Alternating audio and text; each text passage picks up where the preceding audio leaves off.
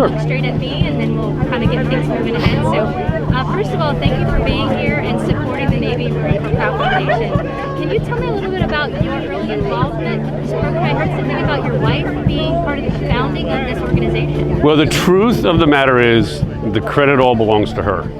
I ended up being dragged into this great idea that turned into the Proud Foundation. So I'm really here to champion her.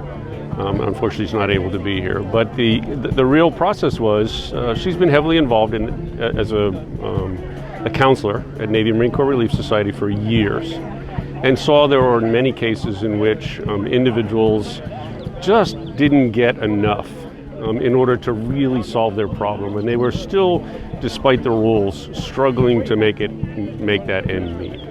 And she recognizes there was opportunities for us to be able to do something a little bit different.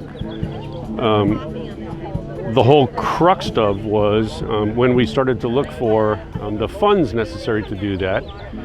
National is struggles, and most individuals who are involved in the military here, if they donate, they prefer those monies to be spent on local military personnel. So the idea of creating a foundation so that organizations who support could come to them for those additional funds, and to assure the benefactors that their monies were going to stay local, and that local sailors and Marines were going to be advantaged by the foundation's experience.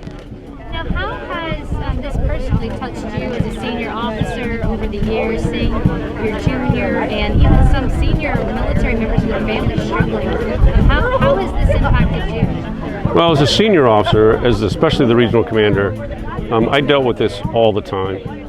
Individuals who were just struggling to keep their heads above water, and more importantly, struggling to make sure that their day-to-day military life did not compromise their ability to be able to provide for family support. And each of the organizations involved with, I've been involved with Navy Marine Corps Relief for virtually my entire career, was president of course, the military board, and I've been involved with Armed Services Y as well, 2 organizations. But Navy Marine Corps Relief in particular is even more important because sailors and Marines go directly to the society in seeking help and relief. And when the society is able to do that, it's assuring that good sailors and good-intentioned individuals who find themselves in crisis, monetarily or support for certain aspects of their life, can go someplace and say, look, I just need a little bit of help in order to get there, and know that in confidentiality, the assistance is there for them to be able to succeed. And that's very fulfilling. Yeah, and I definitely see that there's a need for you all to supplement what they're unable to cover. And like you stated, I really like the fact that you all try to keep those dollars local, so it doesn't go into like this big national pool and you're not sure where those monies go. So yeah, and it's not a slam against, because most organizations are like that, but we found that there was a significant donor base who really wanted to make sure that their money stayed local. And again, we could control and keep that, which was the whole foundation creation, really, is to support Navy Marine Corps Relief in those efforts that they were not able to either by bylaw or by regulation, couldn't do.